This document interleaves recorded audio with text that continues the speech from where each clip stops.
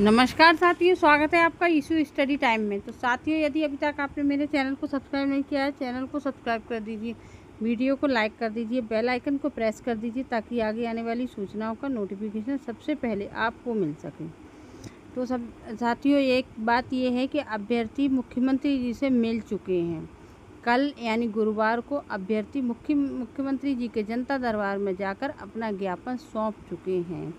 इसका मतलब ये बिल्कुल भी नहीं है कि मुख्यमंत्री जी ने उम्र सीमा को लेकर छूट दे दी है या उन्होंने स्वीकृति कर ली है, और इसका मतलब ये भी नहीं है कि उन्होंने मना कर दिया है।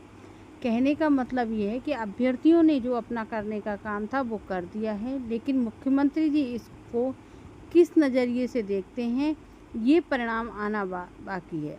उसके बाद पता चलेगा कि मुख्यमंत्री जी उम्र सीमा में छूट देंगे या नहीं देंगे, और इसमें क्या होगा और क्या हो सकता है।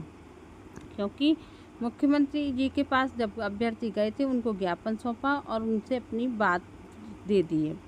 अब उसके बाद क्या डिसीजन आता है ये समय के साथ साथ पता चलेगा, क्योंकि अभ्यर्थियों ने अपना काम किया है, लेकिन अभी शासन प्रशासन को अपना काम करना बाकी है। तो देखिए, उम्मीद तो ये है कि मुख्यमंत्री जी के दरबार में जो भी गया है आज तक या जो भी जाता है, सभी को उम्मीद मिलती है, नाउम्मीद किसी को नहीं होना पड़ता है। तो उम्मीद है कि LT ग्रेड के अभ्यर्थियों को भी उम्र सीमा में छूट मिलेगी। फिर भी समय आने दीजिए, पता चलेगा कि क्या होता है और क्या निर्णय आता है। लेकिन उम्मीद तो की ही जा सकती है और उम्मीद पर ही दुनिया चल रही है, इसलिए आप भी उम्मीद करते रहिए, लेकिन कब क्या होता है ये पता चल जाएगा।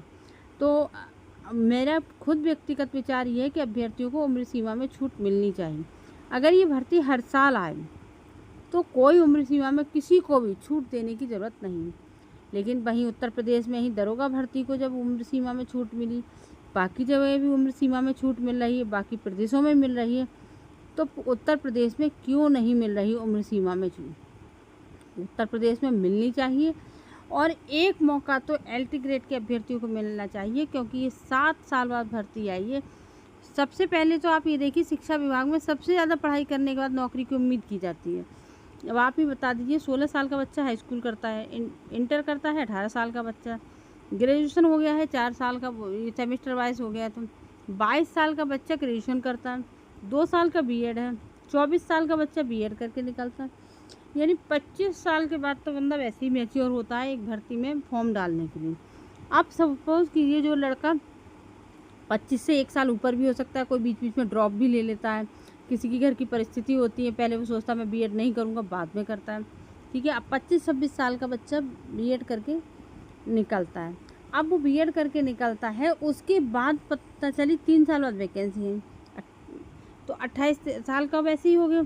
अब उस बार उसका सिलेक्शन नहीं हुआ, अब अगली वैकेंसी आ रही है 8-10 साल बाद, तो उसके हिसाब से तो एक ही भर्ती में वो पूरा ओवर एज हो जाएगा। तो ये चीज़ गलत है। हर साल आनी चाहिए, 10,000 50,000 बिल्कुल ना आए, 1,000 2,000 आए, लेकिन हर साल आए। यूपी में इतने मुख्यमंत्री आए गए, लेकिन किसी भी मुख्यमंत्री जी ने इस बात पर ध्यान नहीं दिया कि LT ग्रेड की भर्ती या TGT PhD की भर्ती, शिक्षक विभाग से रिलेटेड भर्तियाँ हर साल होनी चाहिए। जब शिक्षक हर साल रिटायर होते हैं तो फिर भर्तियां हर साल क्यों नहीं होती हैं? अगर हर साल शिक्षक रिटायर नहीं होते तब तो ये समझ में आता, तो जब रिटायर हो जाते तो उनकी जगह कौन पढ़ाता है?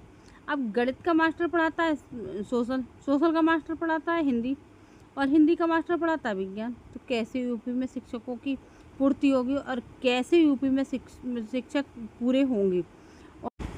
यूपी में विद्यालय मर्ज हूँ, जब विद्यालय में शिक्षक ही नहीं होंगे और सही से कायदे से पढ़ाई ही नहीं होगी, तो कौन भेजना चाहेगा अपने बच्चे को सरकारी स्कूल में? जब कोई भेजना नहीं चाहेगा तो सरकारी स्कूल में छात्रों की संख्या क्या होगी? कम होगी, और छात्रों की संख्या कम होगी तो शिक्षक छात्र अनुपात बराबर हो जाता है। इसीलिए यूपी में शिक्षक भर्ती नहीं होती है। आप ही बताइए, अगर कोई मास्टर गणित का है, आप उससे अपने बच्चे को हिंदी पढ़वाना चाहेंगे? और हिंदी का है, उससे आप चाहेंगे कि वो मैथ्स पढ़ाए आपके बच्चे को? आप खुद नहीं चाहेंगे। तो इसी तरीके की कंडीशंस के चलते हुए यूपी में जो है छात्रों की संख्या गिरी है। हम सभी लोग सरकारी स्कूल में पढ़े थे, तब तो ऐसा नहीं होता था। इस चीज़ पर भी मुख्यमंत्री जी को ध्यान देना चाहिए।